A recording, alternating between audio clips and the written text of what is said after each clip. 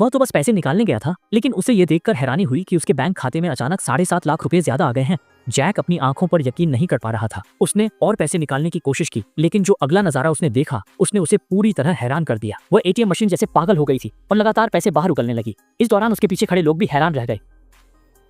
Jack नहीं चाहता था कि ज्यादा ध्यान आकर्षित हो, इसलिए उसने जल्दी से पैसे बैग में भर लिए और अगले ही पल वहां से फौरन निकल गया। लेकिन जैसे ही वह घर पहुंचा, मकान मालिक ने उसे रास्ते में ही रोक लिया और बताया कि दोपहर में उसके पास दर्जनों धूल धूल से भरे पैकेज आ गए हैं। मकान मालिक को जल्दी से टालने के लिए जैक ने एक ही बार में कई महीनों का किराया दे दिया। लेकिन जैसे ही आर्मी ने लाइट जलाई, सामने का नजारा देखकर वह पूरी तरह दंग रह गया। पूरा कमरा छोटे पहाड़ जैसे डिब्बों से भरा हुआ था। उसने जैसे ही एक डिब्बा खोला, हैरानी की बात यह थी कि उसमें कुछ अजीब चीजें थीं जिन्हें वह बिल्कुल नहीं पहचानता था, और साथ ही बड़ी मात्रा में अमोनियम नाइट्रेट और हाईटेक हथियार भी थे। इसके बाद उसे एक लिफाफा मिला जिसमें कई पासपोर्ट थे, लेकिन हैरानी की बात यह थी कि उन सभी पर उसका अपना ही नाम लिखा।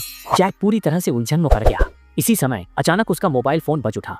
जैक ने घबराते हुए फोन उठाया, लेकिन हैरानी की बात यह थी कि दूसरी तरफ से एक रहस्यमय आवाज आई जिसने उसे बताया कि पुलिस 1 मिनट के अंदर पहुंचने वाली है। अगर वह मुसीबत में नहीं पड़ना चाहता तो उसे तुरंत वहां से निकलकर सबसे नजदीकी रेलवे स्टेशन जाना होगा और आगे की हिदायतों का इंतजार करना होगा। जैक ने जल्दी से खिड़की के बाहर झांका, लेकिन उसे कोई असामान्य चीज नजर नहीं आई। मगर फोन पर मौजूद व्यक्ति ने उसे फिर से चेतावनी दी कि इस कमरे में हर जगह सबूत है और अगर पुलिस ने उसे पकड़ लिया तो उसे तुरंत आतंकवादी के रूप में फंसा दिया जाएगा। अगले ही पल जैक उस व्यक्ति से पूछना ही चाहता था कि वह कौन है, लेकिन उससे पहले ही एक फ्लैश ग्रेनेड खिड़की के बाहर से कमरे में आ गए।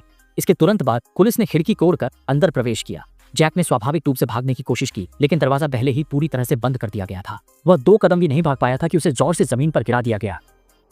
कुछ ही देर में उसे आतंकवाद विरोधी पूछताछ कक्ष में ले जाया गया। जैक बार बार समझाता रहा कि वह निर्दोष है। उसे बिल्कुल नहीं पता कि कमरे में वे चीजें कहां से आईं। लेकिन अजीब बात यह थी कि पुलिस को लगता ही नहीं था कि वह दोषी है। उन्होंने पहले ही जैक की पृष्ठभूमि की जांच कर ली थी और उन्हें विश्वास था कि जैक को फंसाया गया है और यह सब कुछ बहुत संभव है कि उसके बड़े भाई से जुड़ा हो। लेकिन जैक ने समझाया कि उनका कई सालों से कोई संपर्क नहीं था और उसने तो कल ही अपने सगे भाई को दफनाया है। जब पुलिस को उससे कुछ खास जानकारी नहीं मिल पाई तो उन्होंने उसे अकेले में शांत होने के लिए छोड़ दिया। लेकिन ठीक उसी समय पूछताछ कक्ष में न्याय विभाग से एक फैक्स आया जिसमें साफ साफ लिखा था कि जैक को फोन करने की अनुमति है। ये साफ जाहिर था कि कोई बड़ा आदमी छुपकर आदेश दे रहा है, लेकिन किसी ने भी नहीं सोचा था कि आगे जो होगा वो और भी अजीब होगा। जब फोन जुड़ा तो उसमें से फिर वही जानी पहचानी रहस्यमयी आवाज आई, what the hell you talk.